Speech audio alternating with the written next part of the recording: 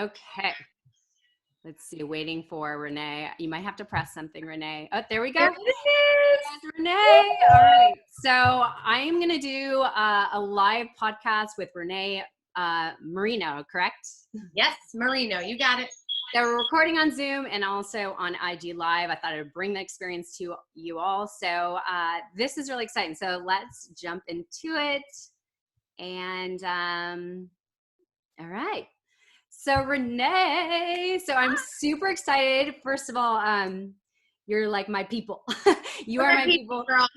I feel the same way. I just want to tell you how I'm so excited to chat with you because I know we were chatting on Facebook and everything like that. And I instantly was drawn to you for obvious reasons, as most of us were. So we did the Tony Robbins Comeback Challenge and then also the UPW with Tony Robbins this past weekend. Yeah. And I just want to tell you, so I watched one of your live videos that you did, your crazy energy that you just brought, which I loved.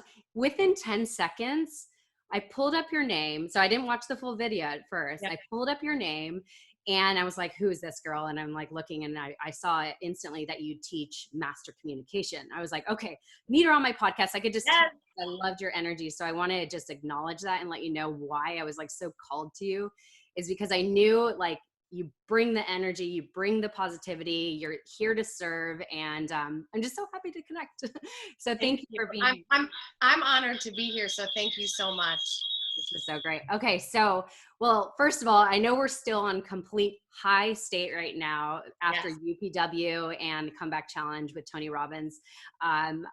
As you, big fan of Tony Robbins and what an impactful weekend, 4 days, 15 hours each day in UPW. For anybody that hasn't done UPW, my goodness, life-changing. I mean, life will never be the same. So usually I start a podcast going into somebody's story and where you came from to arrive to where you are today. So I'd love if you could give a little snippet of your past and what brought you to what we're going to talk about today. So sure. I love that. Thank you so much, first of all, for having me on your podcast and on IG Live. Is that sound okay for you? There's a little sound going on, but that's okay. We'll bear with it. Are you sure that's okay? Because I could turn that down. I would turn it down. Yeah, thank you. There's the close-up. Yeah. See, this is real life, guys. Hi, Sarah. Hi. Okay, is that better? Yes. Okay, great. Hello, everybody. I'm so happy to be here, Erica. Thank you so much. I felt the same way. You messaged me, and it's so funny. After hearing the story of what happened, like I could tell from your message that it was like a quick thing. You were like, okay, I think you need to be on my podcast, but I'll get back to you. And I was like, okay. I was like, I like her energy. So I have been a professional actress, singer, dancer, Broadway and film and in television for over 16 years. And that was my love. Since a little girl, my dream was to be on Broadway. And I had, luckily I worked my butt off. I made it to Broadway. West Side Story was my first Broadway show, my Broadway debut. Before that, I had done lots of touring, Jersey Boys tour, and Disney's High School Musical, Cats. So I got to have a lot of great experiences touring the world, doing what I loved. But my goal was Broadway, and you know how it is. You have that goal and you're like, okay, tunnel vision, this is what I need to do. So I made it to Broadway after many years of hard work, and it was truly a dream come true. And I just continued working on Broadway from there. I did another show called Wonderland, and then a show called Chaplin. And then from there, Jersey Boys, which, to give you a little backstory of that, Jersey Boys has always been so special to me because I'm really from New Jersey.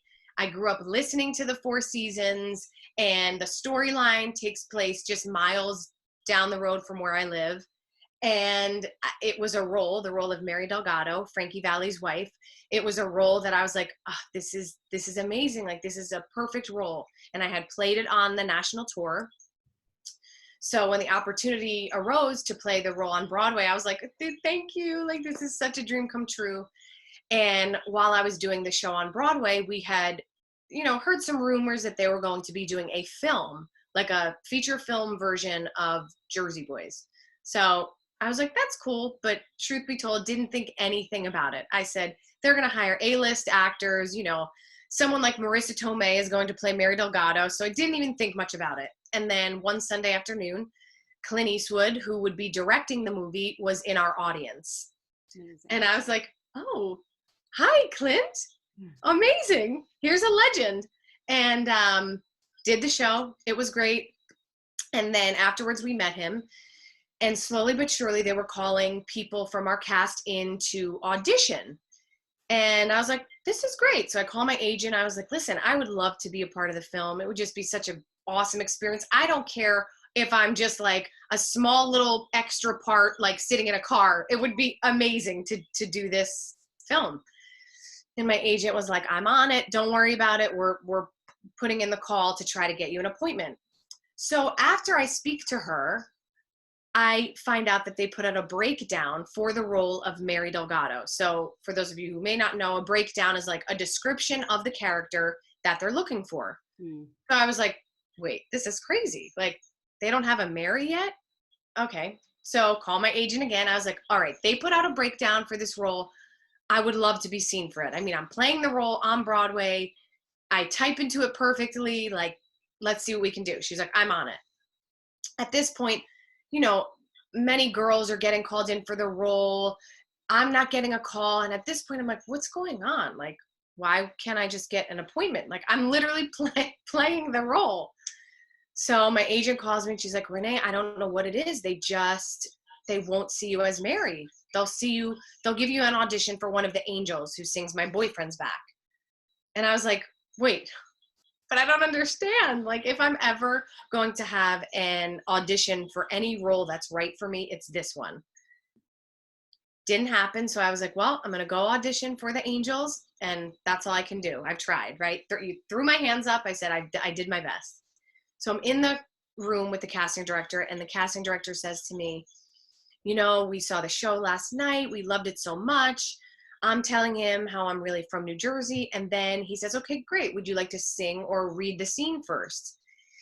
And I looked at him and I go, Jeff, I have to be honest with you. I was really hoping to come in and read for the role of Mary Delgado. And he looks at me and he's like, I was just thinking the same thing. And I'm like, amazing, awesome, like, great. And he's like, all right, you can do the angels audition, and then you can either come back another day to audition for Mary, or you can do it today. I was like, nope, I am doing it today. I'm not leaving this building until I do that audition today. So did the Mary scenes, came back, first did the angel stuff, went in the hallway, went through the Mary Delgado scenes, came in, did the audition, and truly, Erica, left there that day just feeling so grateful that I got the opportunity. That was the biggest thing. So 2 weeks later, I'm at my childhood home in New Jersey that I grew up in, down the street from where the storyline takes place. And my agent calls me and she's like, you're Mary Delgado in the movie. Clint Eastwood loved you. And I was like, ah! Like screaming. My mom, my dad, my grandmother's there. They're all like going crazy. And fast forward to the first day on set. Now, I had never done film, TV, nothing before this. I had just done Broadway. But again, it was a testament to the importance of just believing in yourself and trusting. So I was like, okay. I go to walk on set, and Clint uses the same team of people. Clint Eastwood has been using, the same team for years and years, and they're incredible people. So as soon as I walked in the door, they were like, Renee, welcome. We're so happy to have you here. And right away, I felt so at home. And then the man himself, Clint Eastwood, comes up to me and he says, I went around to all the different casts, but nobody was in your class. And then you came in and put yourself on tape, and it was the icing on the cake. And I was like, trying to hold back the tears. So I filmed for the first day. It's amazing. I just followed my gut, did what I had to do and felt really good about it. And every day I would film, Clint Eastwood and I would eat lunch together. And I would pick his brain like a sponge. Like, Clint, how did you start acting? Clint, how did you do this? What about this? What was this like? Mary's point of view, what does that mean? Like, asked him anything I could, because for me, I was like, this is a once in a lifetime experience. I need to soak it up for all it's worth, right? Excuse me. So a few weeks into the filming, I'm sitting there at lunch with Clint Eastwood and the executive producer, and they're telling me how Clint knew that he wanted me for the role of Mary when he saw me on Broadway. And I said, I'm sorry, what? I said, you guys want to hear a funny story? I actually couldn't even get an audition for Mary. And they were both like, wait, what? What? We requested you.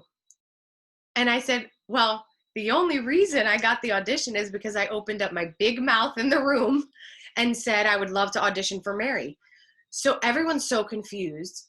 I'm so confused. And come to find out, it was some middleman casting associate or woman who kind of just dropped the ball. Wow. And they had been casting a few different films at once and just dropped the ball. And I just love sharing this story so much because it goes back to the importance of communication.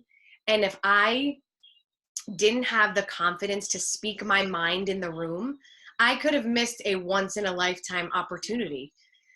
And was such affirmation for me about the importance of being able to be confident enough to speak your mind and stand up for yourself. I'd always known that, but this specific situation for me, especially in my career, was like, wow, okay, Renee, you're right. Like, communication is everything. And it's not just work, it's our personal relationships, right? If we don't have that ability to, what I like to call, authentically, verbally communicate, we are going to cause ourselves such problems, because when we don't address issues, when we don't kind of say what's truly in our hearts, that's when, stacking starts. And that's when, you start getting maybe angry at someone for not the reason today, but the reason from 2 weeks ago. So I just really love that story because of that. And, it was my life. It was the most incredible experience of my life. I lived in LA, for 3.5 years after that, and did some TV, and then moved back. And the most recent Broadway show I did was Pretty Woman, the musical on Broadway. And during that time, I began writing a book on communication, because again, this topic would always come up. The girls were all in the dressing room. We're talking about relationships and dating and this and that. And I would see this common theme when I would ask. It's so funny. The simplest of questions in my mind, when a girlfriend would ask me advice about, a new guy she's dating, excuse me, would be like, okay, well, did you talk to him about it? And it was always like, well, no, I don't want to rock the boat, or it's too soon, or this. And in my mind, I was like, no, this is the foundation, right? Like, if you're really planning on being in a relationship with this person, strong communication is the foundation. So I was like, that's it. I'm starting to write a book. So I started writing this book, and then that show closed in August. I performed my one-woman show, and then I was like, okay, I'm ready. I'm ready for this. I know in my gut, in my spirit, I want to do something in regards to communication. Maybe it's coaching of some sort, but I didn't know the first thing of kind of how to go about that, how to start my own business. And then came this course called the Knowledge Broker Blueprint. ABB. ABB, baby. And my husband and I were on vacation, and we watched Tony Robbins and Dean Graziosi's live video on it. Yes. Yep. And at the end of it, my husband was like, this is it. Like, this is it. This is the missing link that you always say you need. I always say, which is the truth, I'm so great with structure. That's why I'm a great student. Like, I'm great when you tell me what needs to be done, I will do it, and I'll do it 500%. But in this case of starting a business, I didn't know the first thing. So I took the course March 6th, and it was incredible. Like, it was at a perfect time. We're all in lockdown, we're in quarantine, and I was just immersing myself in the knowledge, in the information, doing the homework, implementing right away. And before I knew it, like, I was on a roll. I got my logo done. I started coaching clients, and, then I got to do these amazing challenges with Tony and Dean, and it's just been a whirlwind. So that's kind of how it began. Awesome. Well, thank you for sharing that whole story and kind of what led you to where you are today. Because that's what I actually really want to chat about is the whole thing you're serving today, or that you want to step into, is serving people in how to better the communication and build their confidence. So that's where I want to pivot. Yes. So thank you for sharing how you arrived there, because I'm always curious how somebody gets to their purpose or where they want to serve, and it sounds like because you realize in your whole career, it was all about being confident and communicating what you wanted and everything. And I think that's so important. Communication is number one for me. Always. Yes. If I don't have that in a relationship, it won't work. Oh, Erica, that's the same with me. When I met my husband, so we had like known of each other for years, but when we were just about to like make it official, I'll never forget.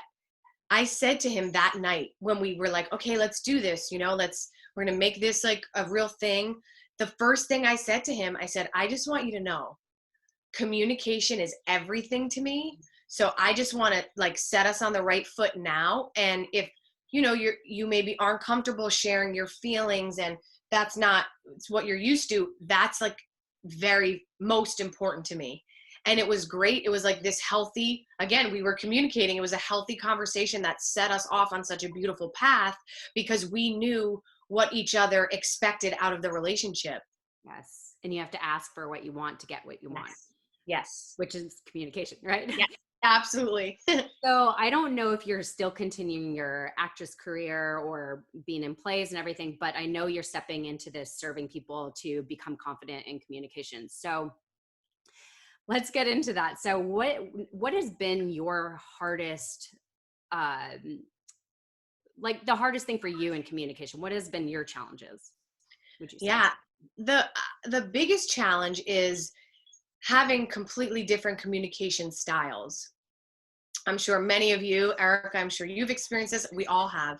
We are in this day and age of what I call new school technology, right? We can text each other, we can email each other, and let me turn this off. Yeah, sorry.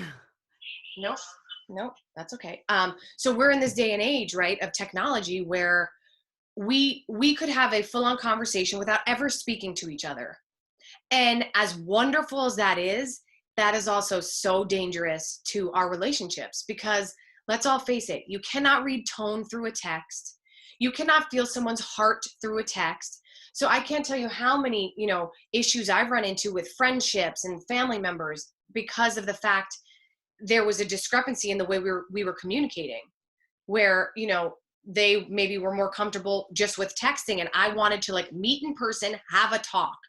And there was, obviously some tension there because in my mind, when something is pertinent, everyone listening, when something is, serious, maybe it's an argument, it's something essential you need to talk about, please do not text that. Don't email. Yeah. Hop on, that old school phone call. I know we're on quarantine, but like pick up the actual phone and put it to your ear and have a phone conversation. If you're comfortable on Zoom, great. But what I find is many of my clients, they're not comfortable with the whole camera thing, right? Which we all need to start to get comfortable because that's where the world's going. But if you're not, getting on the phone at least makes you feel a little safe, right? Because you don't have to see the person's face and you can express yourself more clearly. And that is, like I said, in my life, what has been the hardest thing, trying to get, two different communication styles to mesh where you can have a strong, clear conversation. Mm-hmm. I completely agree. Texting is like such an evil thing in communication. I mean, it's always misread for always, sure. So always. Completely recommend that as well. So let's say, so people that got to know you during the Tony Robbins Challenge and then also UPW, they saw you were always in camera. You're always like fully alive, fully present, able to communicate everything. It's not like you had a script or anything. So I'm sure that took training because you're an actress. So you have to train yourself to be comfortable on camera. So when we talk about confidence and communication, for somebody that doesn't have the formal training, what do you suggest to get comfortable when you're not confident already? That's right? Great. I love that. And it's so funny, Erica. I just taught a course on this called Communication on Camera. I'm actually going to be teaching it again. It was amazing. And this was the biggest reason I did it, the question you just asked. So you're right. Getting on camera, if you're not used to it, it's weird, right? You're like, I'm talking to a screen. You want me to act natural? Like no one's talking back. Right. So that's always what's hard for those who are really starting out in this way. And my best advice is practice. And the best thing about being able to practice is it's so easy and it requires net time, no extra time. So what I advise my clients is when you're doing your laundry, when you're in the kitchen, when you're, getting ready for bed and, putting on your face creams, whatever you may be doing, put on your camera on your phone. Hopefully if you have a phone, that has a decent camera, it doesn't even matter because it's just for you. But what it does is gets you into the habit of knowing what it's like to just have the camera on.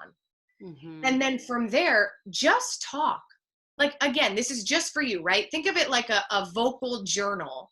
You're literally just speaking aloud, talk about your day. So today, like I went to the store, I had to wear this mask. I thought I was suffocating. This is such a crazy time. Like what's going on in the world, right? Whatever it is, like picture it like when you write in your journal. And then stop the camera whenever you feel like it. And I want you to watch it back. Because what this does is it shows you how you act when you're just being yourself. Yeah. Right? And that's what we want when we like make videos and when we, share things through the camera. We want to bring our best, most authentic selves. Well, when we practice in this way, it becomes a lot easier to do that because we've been practicing in that way. So that way, when you are filming a video, maybe for your website or to speak to someone on Zoom, when the light goes on, you don't like freak out now because you're like, okay, I've been doing this. It's not so foreign to me anymore. I've been doing it. So that I would say just to start out is the best way to go about it. And then have a friend or someone you really trust watch your videos back as like an accountability buddy. Because take it from me, who's been an actress my entire life, and I like to call myself a reformed perfectionist. But in my days of perfectionism, the hardest thing to do is watch yourself back. Because if any of you are like me, I'm raising my hand. Raise your hand if you're like how I was and can still sometimes be. You see yourself and you are tearing yourself apart. You're like, oh my gosh, look at the way I look. Why did I say it like that? What am I talking about? My hair looks bad, right? We have this tendency to be our worst critics. So when you have an accountability buddy, they help to see things with clear eyes because we can only see so far outside of ourselves. And it's really, really helpful to do that. So those two things I would say are crucial. Yeah, I completely agree. I did this other challenge that was a 20-day challenge called the Rise Up Challenge. And I showed up fully engaged. I went live every day doing my homework and everything. And just by doing that, I never did lives before. I barely would get on camera, Instagram stories or whatever. And it was just because I wasn't yet per se comfortable, but also I just didn't feel obligated to do it. Right. So I was doing these every day. And I honestly, it just made me feel so much more comfortable and so much more comfortable in my authenticity too, because I wasn't there to prove anything. I was just showing fully for myself and for others. Right. And I know you could relate to that as well. And I think honestly, after probably 10 days of doing it, I was so comfortable and I was so comfortable just being me. Yeah. And also because I've been podcasting for a long time, it's been over a year. This is another way to get really comfortable in communication in many, many ways. Because before I started my podcast, I was not as comfortable in speaking, interviewing, and I thought I lacked that ability, if you want to say. Mm-hmm. And it really is interesting when you listen to yourself, you're able to hear how many times you say like, so whatever. And there's nothing wrong per se with certain things. Like we all say, we all say so and all these things. But once you hear yourself, you're able to recognize, oh, now I know that I'm saying that more often, and you're able to kind of catch yourself before you say it. So I think there's really, really a powerful lesson when you hear it back. And also looking at yourself when you're talking, you know? I Yeah, mean, 100%. you see it through a whole different lens. And I love the idea of using an accountability partner. I never thought about that. And that's a really good way to learn what's not working or what's working and how you're showing up. For Because sure. what we see is way different from what other people Oh see, my you goodness. know? It's so different. Like, it's so funny. Sometimes once you all start doing this, you're going to laugh because sometimes I'm like, that was horrible, right? Oh my gosh, I have to do it again. And my husband, who's the best, like, he's like my accountability buddy. He's like, are you serious right now? He's like, if you do another take, I'm walking out of here because you have done 10 takes and that was perfect. And I'm like, no, right? And vice versa. Sometimes I'm like, I have this great idea. And I think if I say it, and he's like, nope, it's not coming across that way. So it's so different to see yourself as opposed to how someone else sees you. It's just the same as when you hear your voice. My voice sounds so different the way I hear it than when I listen back. Right. I'm like, who is that speaking? Right? Funny. You know what I learned also, which I think is kind of funny and ironic that this happens when I do like 10 takes, 20 takes, 30 takes of Yeah. the same thing. The first time is always the best. Always. It's so fascinating, right? Because the more we do it, the more we're trying to do it perfectly. And that's when the authenticity is diminishing, right? Yeah. So let's talk about authenticity. So being powerful and authentic on camera. I think both of you and I are Yes. that, Yes. which is awesome because that's how we really reach people and impact people. And that's definitely the place I'm wanting to serve. So how do you think people could be more powerful and authentic? That is key, is having Right. both. Yeah. If you're not authentic, people are not going to listen. And that's the damn truth, right? So 100%. And that's such a powerful question because we all live in this world. Again, going back to technology, I love technology, so I'm not completely knocking it because what a gift it is, right? But we have to learn to use it and not let it use us, because we are in this time where if I look like crap and I feel sick, I could put a filter on and feel great, right? So there's this element of inauthenticity that happens a lot. We all see it on Instagram. We see it all the time. And, I'm sure I was speaking with someone last night. They were talking about dating apps. And I gave the advice. I said, please, please, please, if you are on a dating app, do not put a picture up there that is fully filtered or from 10 years ago. It's just not fair. That's being inauthentic.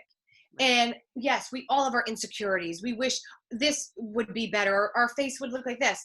But nothing is better than being completely true to yourself and being the best version of yourself. Mm-hmm. So when I talk about being on camera, I love to explain it like you're having a conversation with your best friend.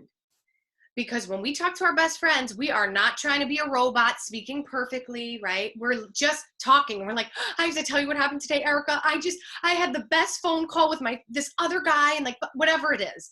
And it's natural because I'm speaking to my best friend.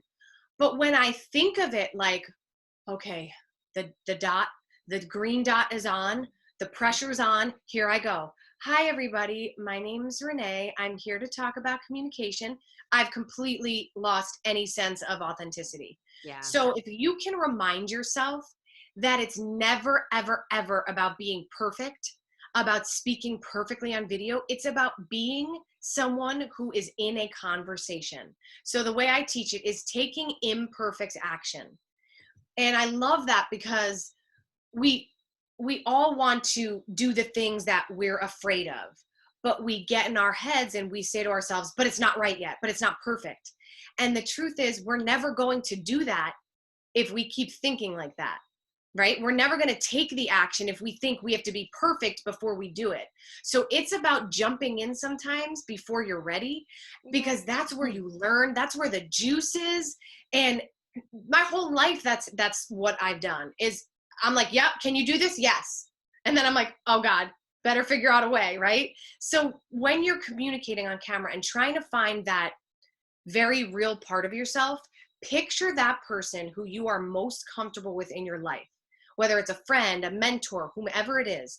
And I want you to literally look at that lens And if you have to put a little Post-it note with their name to remind you, put them there and treat what you're saying, share your message as if you're sharing it with your best friend. And then number 2, remind yourself that that's what it is. You're sharing your message. So you want to make sure that the audience, whomever it is receiving your message. So when you get caught up in your own brain, like, I don't look good, this is about me, I'm scared, forget about the focus on you and turn it to, am I sharing my message as effectively as I can? Yes. Does that make sense? Yes. And actually, I heard this the other day that I'm trying to remember what this was. I think it was you don't want people to believe what you're saying, but people to believe you believe what you're saying. Yes. Which I love that, having the belief in what you're saying so you could translate it properly. Like, yes, you need to believe it. Otherwise, nobody else is going to believe what you're saying, right? That's, of course. Especially if you have a powerful message to share, they need to know it's coming from your heart, right? So yeah, I love that. I love that so much. So, and the other thing to talk about is how to engage listeners. So how to get somebody actually listening and engage. So there's many people that will listen, but they won't actually engage in it or actually absorb what you're saying. So how do you feel people could really absorb what you are relaying to them, or the communicator? Yeah. When you are relaying a message or you're doing a video, right? Even just IG Live, whatever it is, and you want people to engage, again, it goes back to remembering that you are having a conversation. And this really takes like a little switch in the brain, because remember now, it is a screen we're talking to. So sometimes it's hard to like really understand that when I say, what do you mean a conversation, Renee? Nobody's talking back to me. Like, this is hard, right? But if you speak as if there are 20 people listening to you and you're staring at all of their faces, the way you engage is by asking them questions. For example, I just said to you, I spoke to you, Erica, and I said, communication is about authenticity. Does that make sense? Mm-hmm. And that is a way that I'm engaging you, right? Because some people listen in the way where they just listen and they don't speak, they don't shake their head, they don't respond. And it's hard even in real life to be like, wait, are you listening? So on screen, it's even more hard if you're not actually seeing their faces. So when you engage that way with them by saying, does that make sense? If you guys have any questions, just shoot it in the chat. I know, sometimes you feel like you're not being heard, but you are. I am here for you. I want to hear what you have to say. And just those simple little sentences let the audience know that, like, oh, wait, we're in this. Because on the other side, when you're a spectator, it is easy to sit in front of your computer screen and pretend like you're just listening and this is a recorded video. But when it's live, by saying those sentences to engage them, it makes them realize as well, like, oh yeah, that makes sense. Oh, I'll write in the chat. It wakes somebody up, like, oh, it wakes somebody up. Yeah. And that even applies in person, of course. Like when you're on stage per se, is actually look at one single person and say, does this make sense? That's like a perfect way to engage somebody and actually wake them up to hear what you're saying and like kind of shake them up. Right? I'll tell you a really quick funny story. But when I did one of my first like calls, my like group calls, I was actually speaking to, it was a company. And this is a little Zoom lesson for everyone too, because so many of us are on Zoom nowadays. If your camera's on, which I think it should be for the most part, and someone's talking, you have to realize they see you. Because I'm speaking to there was like 20 something people. And I had one person full on like brushing her hair, like getting ready for bed, like using the camera as a mirror. And then another person full on was at dinner with her family. So I'm doing this coaching and I'm like watching her whole family eat, right? But the reason I say this is because this ties into what we're talking about. They almost forgot that this is a live thing. right? And I can see them. They forgot that. So I would have to, like I'm telling you all every so often, be like, okay, so are you all listening? Are you all getting this? Any questions?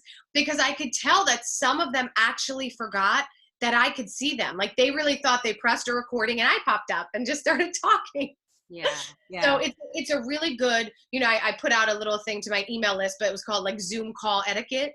Because there is, there's a certain, well, now definitely, of course, certain etiquette that you should adopt, to make your calls really go well. Yeah. And then what do you think the difference is between a good communicator and a great communicator? I love that. Ooh, that was good, Erica. So a good communicator is someone who is good at speaking their own feelings and speaking about their wants and their needs. But a great communicator is someone who does that and has this beautiful ability to be able to listen, to hear, and not to respond. Mm-hmm. That's a big, huge, if not the biggest component of communication. We are all sometimes in such a rush to say what we have to say. And like, if you and I are in an argument, Erica, you say your piece, and the whole time I'm like, oh shoot, wait till I say this to her, huh? And I'm not listening to you. And then I come back in and I'm responding, not to actually move forward, but I'm responding to win the conversation. And that is something that we can see right now in our climate, in our society right now. So no one's listening. And people will tell you they're listening, but are you listening to respond or you're listening to hear? Yeah. And it's two completely different things. Absolutely. I love that. And that is the definite difference between a good communicator. And then the other thing I was wondering is body language. So in conversation, let's take this off camera, because really, I mean, I know we're going to have this virtual situation going on for a while now. Of course. No matter what, we need to engage in conversations outside of the virtual world. So hopefully I missed it. I missed like face to face. It's insane. Yes. So body language, being a good communicator obviously involves your body, your physiology, right? Yes. So being a good communicator, great communicator, let's say, what do we need to do with our body? What's the best way to communicate? Yeah, that's a really wonderful question.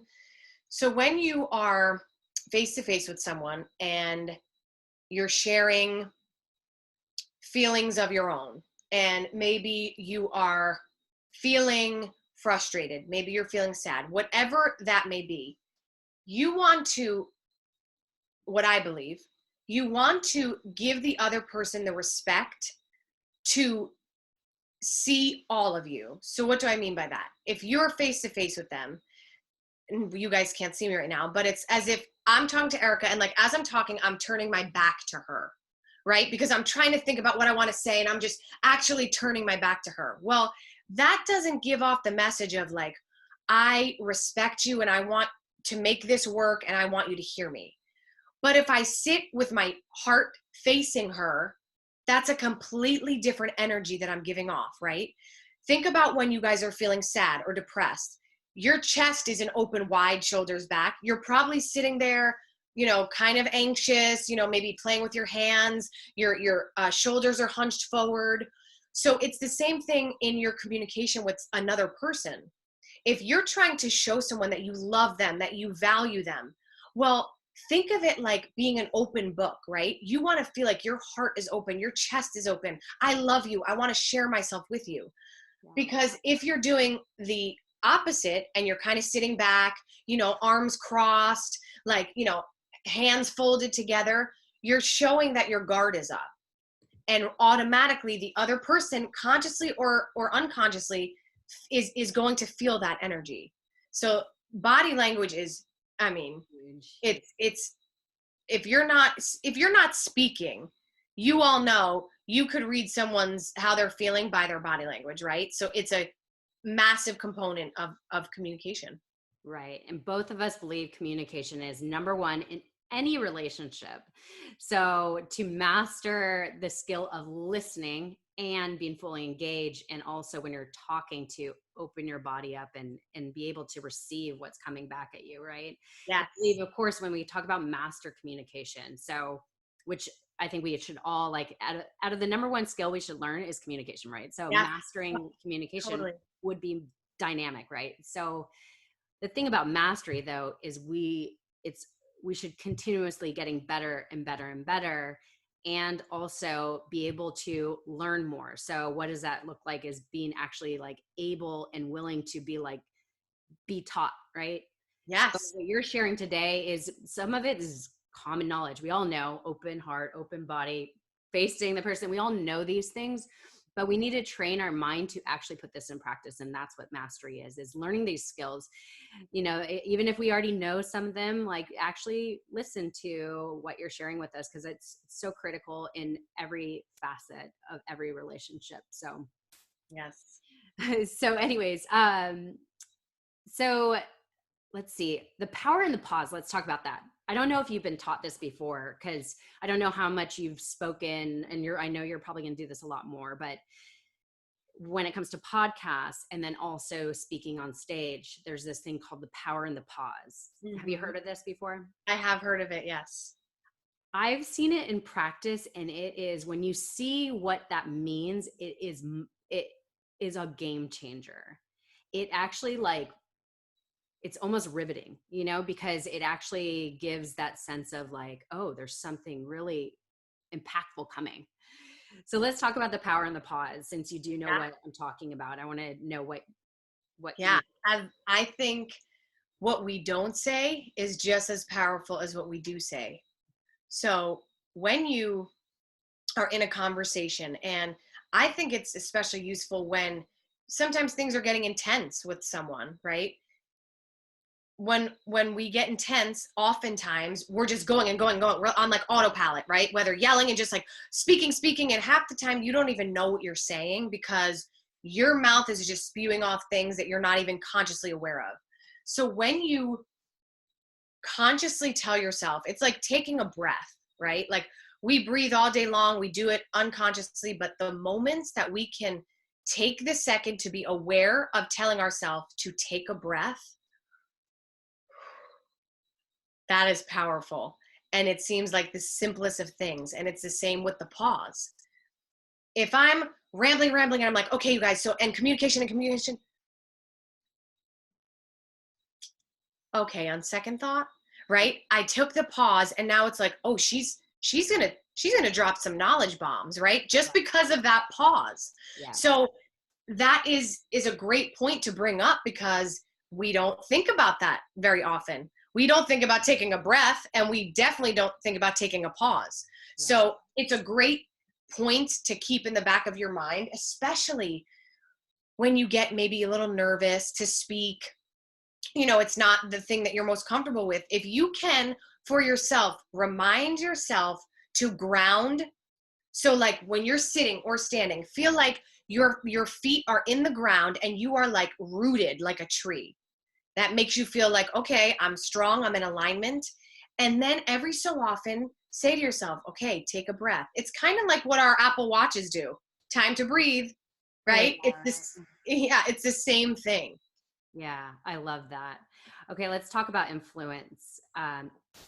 So influencing another through communication. So this is one thing that I would love to hear your opinion on. So for example, UPW experience with Tony Robbins, yes. Obviously we want to share it with the world because it was so magnificent, right? Let's say somebody has no clue who Tony Robbins is, and let's say no clue what UPW, anything, right? They just saw us going crazy in our rooms and dancing and all this stuff, right?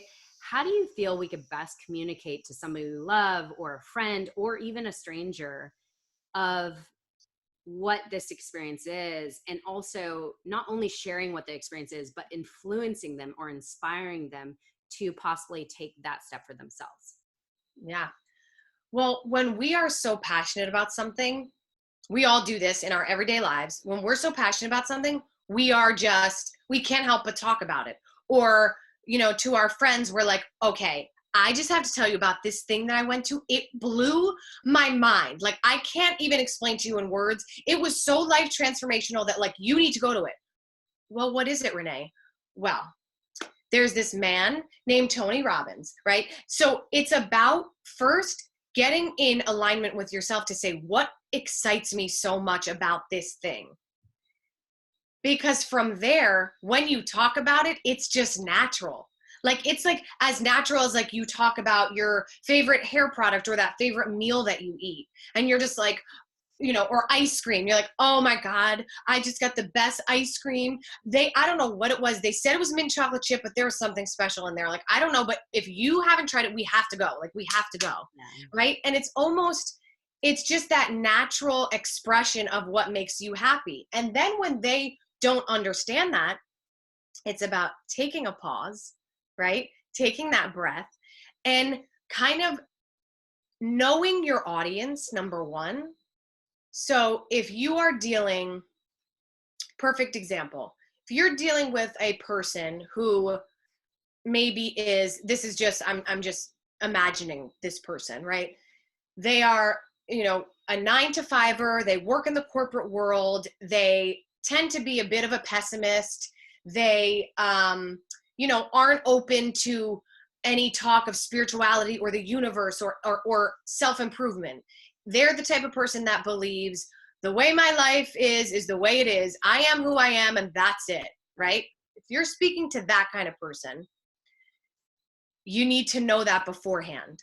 Because if you go right into the whole spiritual side, right, about, the spiritual talk that we do, say at UPW, automatically they're going to be shut off. But this person's characteristics, and maybe they're not into spirituality or they're not into the universe, but they are into sports. And you happen to know that Tony Robbins has talked to Mike Tyson, Conor McGregor, did I say that right? The UFC fighter, right? He works with athletes. So you start from there in your explanation. So this guy, Tony Robbins, he's amazing. He has worked with all the best. So I know you were like a fan of Mike Tyson, right? Yeah, cool. So he is the man who helped Mike Tyson get back on his game when he fell off. Yeah. And all of a sudden you feel that person lean in. Yes. Yeah. And it's funny. Listen, we have to do it all the time, my husband and I, to some friends and family. For some friends and family, they don't really kind of understand. And then we sit down and we explain it and they're like, oh, okay. Because you have to communicate it in a way that they will understand. See, what we often fall into as communicators is we seek to be understood. But really, the people we're talking to want to be understood. Yes. Right? So I'll say that again. We always seek to be understood. So we keep talking. We're like, and I do this, and this is what I did, and me, I. But that's not listening to the other person when really they're the ones who want to be understood. So that means when you take this man again, for example, you're understanding where he's coming from, right? You already understand that he is not going to listen to you talking about changing your physiology or talking about gratitude every 5 minutes, but he will listen when you talk about some athletes. Right. It's such good advice. Yes. We have to always consider, I love that. Actually, I don't think many people think about that is know who you're speaking to, because there's certain people, like you said, that will just shut off when they hear something that's not for sure what they're into. Right. Oh, yes. Love that. So, on the flip side, how do you think we overcome the lack of confidence in our communication or speaking? I mean, besides practicing, but how can we best overcome? I mean, I kind of know the answer to this in my opinion, but I'm curious what you would say. Well, first and foremost, when you just break down communication to its simplest form, the most important and foundational kind of communication is the communication with yourself. How do we talk to ourselves all day long? What is our, as Tony would say, transformational vocabulary saying? Am I, every time I make a mistake, calling myself a stupid ass, right? Am I, every time I make a mistake, saying oh, you're not good for anything? Right. That's what we call our transformational vocabulary. So we won't become aware of that until we first tune into ourselves. So what I suggest doing is every morning when you wake up, it's so simple. grab a piece of paper and a pen, set your alarm for 5 minutes. And if you don't have 5 minutes, you guys, there's a bigger problem, right? Because we have to take care of ourselves first and foremost before we can take care of anyone else in our lives. So set that alarm for 5 minutes and ask yourself this very simple question. How am I feeling? And then I want you to write and just let yourself go for 5 minutes. Why do I say to do this? Because when we write, we are taking whatever is happening in our subconscious brain, which is the part of our brain that just stores things that we're not even consciously aware of, and it sucks it out and brings it down to our hand and onto the page. So when we free write, as we call it, and you look back at it sometimes, what you'll see is things are revealed about yourself and about how you're really feeling. Like sometimes you'll look back at the page and you'll be like, oh, I guess I'm still mad at my girlfriend. I thought I was over it, but apparently I'm not, because there'll be something in there, you know, maybe you write something a little snarky that makes you realize like, oh, I'm actually not over this. And by doing that, it does a few things. Number one, it gets you in the habit of first being in great communication with yourself at the start of the day. Number two, it acts as a mirror for you, because when you hold that up, it's like a mirror of your inner being. And if you're writing things that are really negative and just really angry, well, you have a pretty good idea of the place you're going to come from for that day. And number three, it gets you into a beautiful pattern, right? Because we're all shaped by our patterns, essentially. So if you can start a pattern of positivity by being in touch with yourself through writing, that is so powerful. And slowly but surely, the more you do this, the more you're going to want to do this. And then you'll start to see things about yourself that maybe are habits that you know need to be shifted. And when you shift that habit, you'll be able to reveal that confidence. And the second part to that, to your question, is continually taking imperfect action. Because again, from experience, knowing what it's like to be a perfectionist, beating yourself up constantly, when you decide to take action, even when you're scared, even when you don't think it's completely, wholly perfect, you start to develop the muscle of taking action. And from the action, confidence gets built, because you look back at yourself and you go, you know what? You can do this. You know what, Renee? You were scared as hell about creating that course, but you did it. And look, went great. Yeah. And then from there, confidence starts building, right? And the more you do it, the more you want to do it, because the minute you tackle it, you're like, okay, cool. It wasn't perfect, but you know what? I learned a hell of a lot and I did it. Yes. We like to have achievements and accomplishments. That is the way to build confidence. And I love that. Like I always say, just do the damn thing. Do the damn thing. Step into the arena, just do the darn thing. Because if you don't say yes, if you don't do it, then how are you going to know how it's going to turn out? Exactly. So I love that. I think that's the number one way to build confidence, and also be proud of yourself. Even if you maybe didn't do it perfect, you're like, but I did it, you know, like it feels good. Right. Yeah. I know a friend that has a hard time coming on camera, so afraid. Luckily I got her to do it during the 30-day challenge 7-day challenge of Tony Robbins, but it was her hardest thing to do. And I'm like, just do it. There's nothing to be afraid of. What's so amazing is now you're only going to get better. Trust me. She did it. Yes. So I think that's so important, is just do the damn thing. Just step into the arena. That's it. And like you said, record yourself, be able to see how you're coming across, if you're uncomfortable. Because you could, when you're just naturally doing it and just recording it for yourself, then you're actually able to see how you are at a comfortable state, right? Yes. How you're being authentic. And then you get more close or more comfortable in being just yourself. Right. So I love that. I love that. Thank you. So, well, I'm trying to think what else to talk about. Confidence and communication. I mean, there's so much. I will say this because I think this is very important for everyone to know as well. You know, Erica, you saw my videos. You're like, oh, I love this girl, right? Well, they weren't perfect. You know, sometimes I just was speaking with a client and she was saying, you know, sometimes I like go off on tangents on my videos. I said, we all do, right? I said, my first video, like in the, I think this was Dean's challenge, the start over challenge. It was hilarious because I said, okay, you guys, I'm going to go now. And I said that probably 5 different times, still didn't go because then I kept talking. Right. But again, that's real, right? It wasn't perfect, far from perfect. But people who commented and sent me love, they were like, we just, you know, we love your energy. Like, oh my God, I totally connect with what you're saying, right? It was about my message. It wasn't about someone taking notes on how, you know, the technique of my speech was. Yeah. So I think we all need to let that go. Like, let the idea of what you think it should be go. Yeah. And just talk to your friend. Like, that's the best way to put it. Talk to your friend.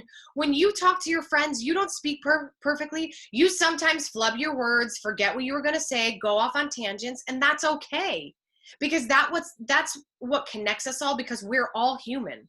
All of us do that. So when someone does it, and you know, it's like if you were on a video and you're like, so I wanted to talk about this. Oh crap. You know, I just forgot what I was going to say. You guys, does that ever happen to you? I just forgot what I was going to say. Right. So that's just an important lesson to remember. When you start this journey of being a master communicator, take the idea of perfection out of it. Just keep taking imperfect action every day. And that's the only vow you have to make to yourself. Because trust me, once you continually take massive imperfect action, the rest will come. The confidence will come. The ideas will come. And then soon you're going to be flourishing and you're going to be like, wow. And none of it was perfect, but damn, I'm on my way. Yeah, I love it. Yes, exactly. So I always ask my guests 2 questions. Well, first, let me ask you, where can people follow you? So I want people to get to know you more and see what you're doing, and also possibly take your course. Great. So you all can find me on Instagram at Renée Marino Official, and you can find me on Facebook at Renée Marino, and also at Master Communicators. And yeah, those are the main places I would love to hear from you. Send me a direct message. I would love to hear from you. And if you are interested, if you're out there and you're really interested in becoming a real great master communicator, I have an awesome Facebook group that I created called Becoming a Master Communicator Through Imperfect Action. And it's just this wonderful, beautiful community of people who are every day getting on live videos, and they're, you know, honing their craft and really trying to get comfortable in that way. And we all support each other. It's a loving place. So if that's something you're interested in, you know, definitely join the group. Awesome. I'll join the group for sure. Yay. So I always ask my guests 2 questions. So one of the first questions is, because you're writing a book, this might serve you quite well. So I always ask people a piece of advice you would share with others on the first page. What would it be? Oof. That's like good. So many valuable things. I would say start from now. Ooh, I love Start from right now, right? This is the first page of the book. This is the first page of the rest of your life. So let the rest go. Carry the great memories, carry the beautiful things, and let the rest go. Start right now. Oh, that's amazing. I love that. Thank you. And then the next question is, what do you define as a passionate, purposeful life? Oof. A passionate, purposeful life is a life well lived, full of joy, full of human connection, full of service, and full of tapping into your innermost, clearest being. And from there, always speaking and living in the world from a place of gratitude, from a place of connection, again, knowing that we're all connected on the deepest of levels, and living a life that is just full of a lot of here and now, right? Living in the present. Yeah, I love that. I would always say right here, right now. I'm right here, right now. Right now. Be where your feet are, as Jessica says. I love that. Yes. This has been so phenomenal, Renée. Oh, thank you. You are just a gem, and I love how much you radiate on camera. And I just want to give you a big hug. I know, I want to hug you too. I know this has been so great and so informative. And of course, like I said, or what we both agree on is communication is number one out of in every single relationship in our life. Yes, So totally. great place Thank to you. learn. Thank you so again. much. I'm honored that you had me on, and I love what you're doing. This podcast is amazing, and let's keep doing it, girl. Woo! Yes.